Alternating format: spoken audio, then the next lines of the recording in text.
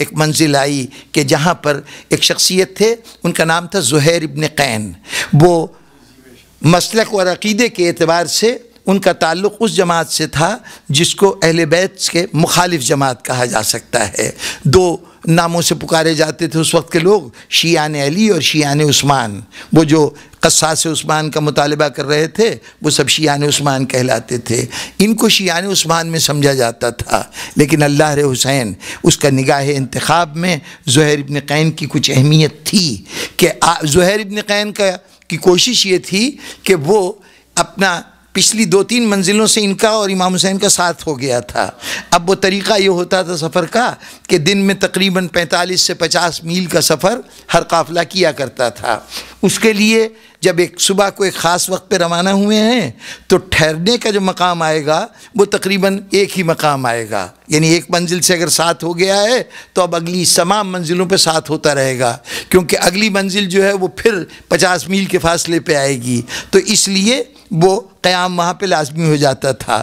تو جناب زہیر ابن قین یہ اہتمام کرتے رہے کہ امام حسین علیہ السلام کے خیمے جہاں لگتے تھے وہ اپنے خیمے ان سے دور لگاتے تھے کہ کہیں امام سے سامنا نہ ہو جائے، کہیں امام کی نظر نہ پڑ جائے۔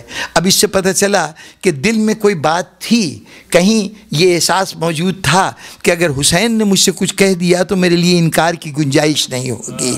حسین نے اس مرحلے پر دیکھا کہ جوہر قابل ہے، چنانچہ ایک مقام پر حضرت علی اکبر کو بھیجا، جاؤ زہیر ابن قین کو بلا لاؤ۔ پیغام گیا، زہیر ابن قین تک پیغام پہنچا۔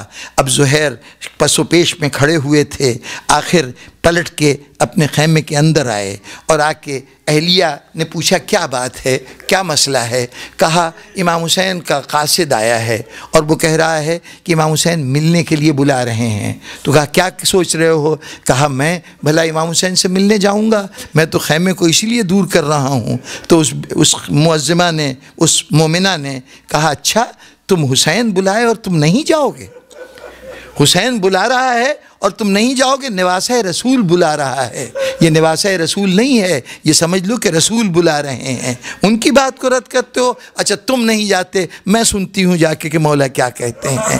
غیرت دلایا گیا، غیرت دلائی گئی، زہیر گئے، امام سے بات کی۔ کسی تاریخ نے وہ بات محفوظ نہیں کی کہ امام کی کیا بات ہوئی ہے زہیر کے ساتھ۔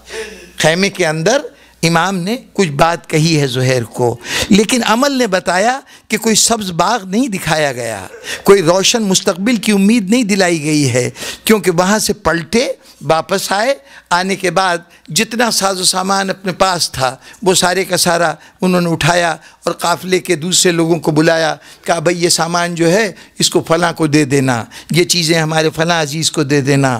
اور اس کے بعد اپنی بیگم کا ہاتھ پکڑا، کہا کہ میں یہ تمہارے حوالے کرتا ہوں، اس کو ان کے بھائیوں میں پہنچا دینا، اس کے میکے میں پہنچا دینا۔ ایک مرتبہ بیگم پریشان ہوئی، کیا بات ہے، کیا کر رہے ہو؟ کہا میں ایک ایسی منزل پہ جا رہا ہوں جہاں سے واپس نہیں آؤں گا، واپس نہیں آؤں گا، میں امام حسین کے ساتھ جا رہا ہوں۔ بھئی اتنا سننا تھا کہ امام حسین کے ساتھ جا رہے ہیں تو وہ مومنہ ایک مرتبہ جلال میں آ گئی، کہا یہ تو اچھا انصاف نہیں ہے، میں نے اصرار کیا تھا تب تم گئے تھے حسین کے پاس، اب صورتحال یہ ہے کہ حسین جنت دینے جا رہے ہیں تو تم حسین کے پاس جا رہے ہو اور مجھے میرے میکے میں بھیج رہے ہو۔ جہاں زینب ام کلثوم ہوں گی وہاں میں بھی ساتھ رہوں گی، مجھے بھی ساتھ لے چلو۔ چنانچہ یہ میاں بیوی یہ آ کے لشکر حسینی میں شامل ہو گئے۔ اور پھر زہیر ابن قین بعد میں ان کی جرأت و ہمت کے بھی واقعات ہیں اور ان کے قربانی کی بھی بڑی داستان ہیں۔ بہر طور یہ منزل گزری۔